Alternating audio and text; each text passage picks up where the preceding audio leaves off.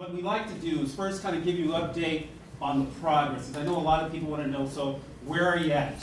So one of the things that was of concern, especially to our DBEs and a lot of our small business owners, was part of a conciliation and a goal of getting to $96 million, probably around $7 million or less than 1% as of about August of last year.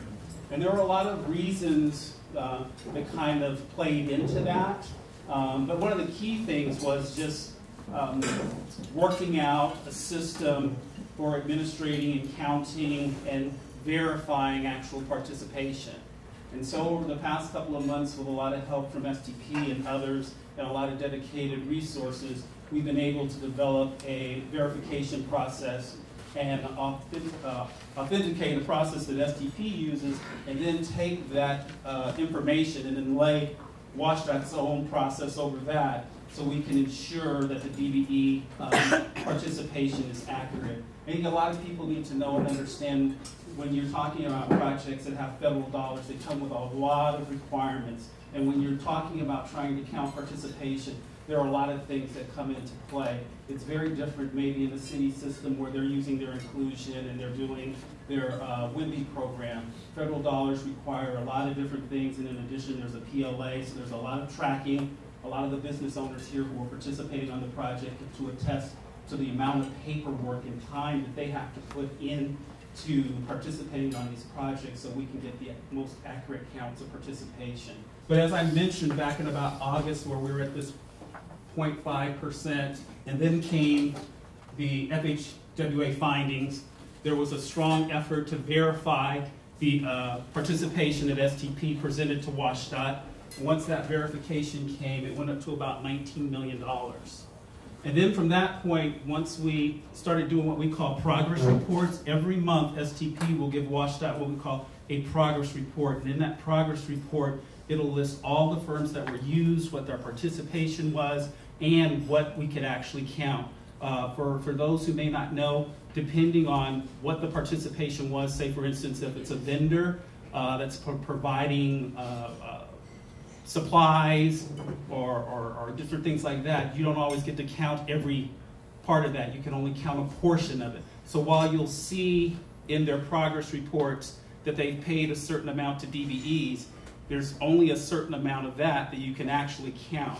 So that makes the hill a little steeper too. So I like people to kind of take that in consideration in terms of trying to get to the number. Kind of where we are now, I'm just going to move forward and you can kind of see the trend that it's moving upwards.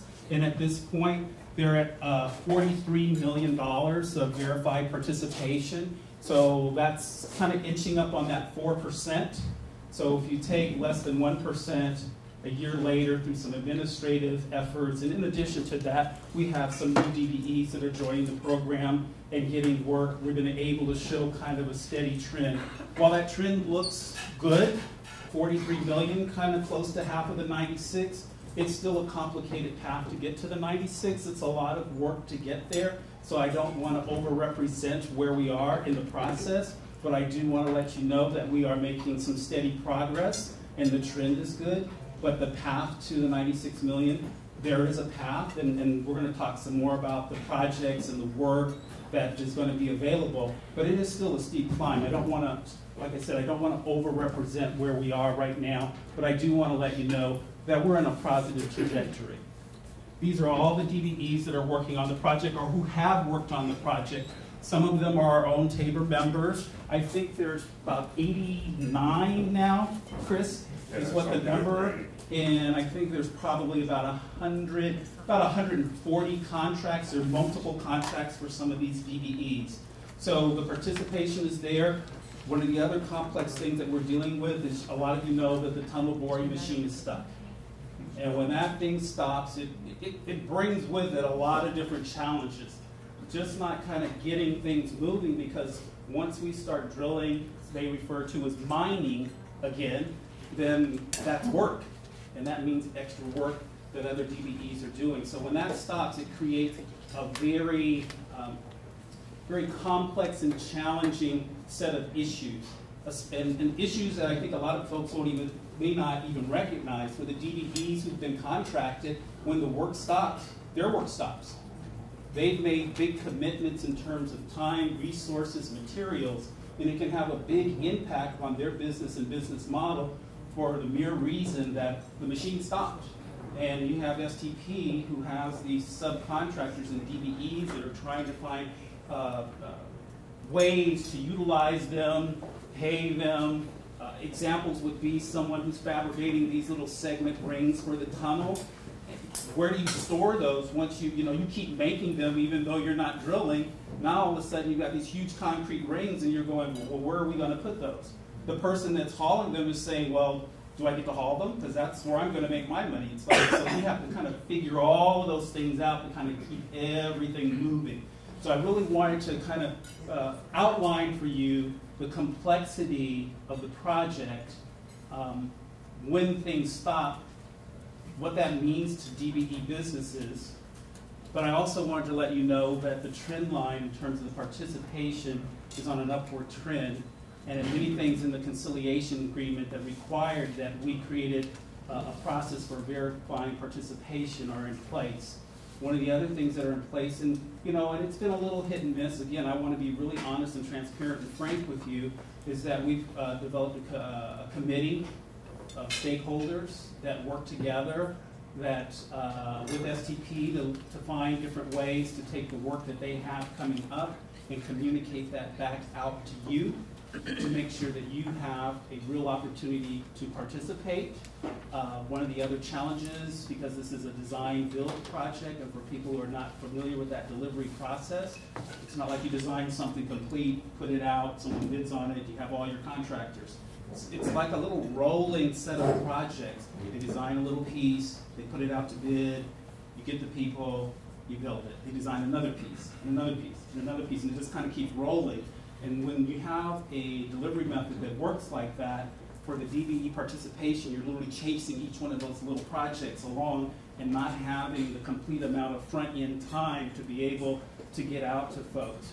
So one of the things Chris is going to do today, along with Andreas, they're going to talk about a whole list of projects that they have coming up that are types of work. But I want to put a caveat on that before they even get into that please understand much of this work is identified in the field, pushed up through a system.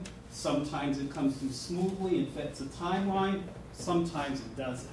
Sometimes the design work that they do and they actually go out and start working on something, the design isn't quite right and they have to go back and readjust that design.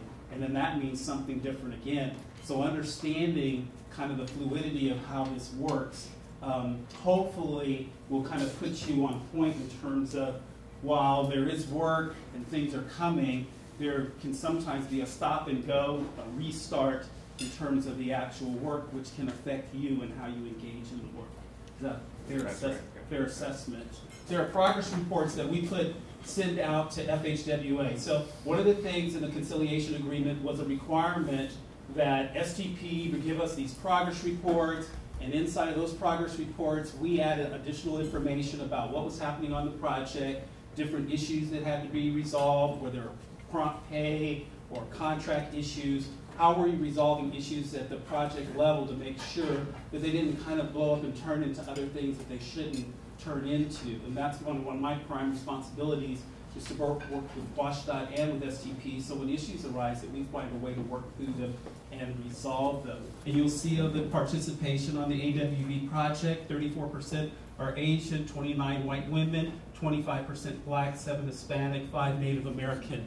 It's fairly well distributed. We also know that that there's always room for improvement and to do better work to engage all the different communities, but it's fairly well distributed amongst the community in terms of who's participating on the project. You can look at those reports anytime. These are just the covers to the report. They're all the additional data that goes with it. The progress reports that they give to us that tells us who was used, how much they got paid, when they worked, all of it's there, and you can see it. So that's another effort to provide some transparency for you.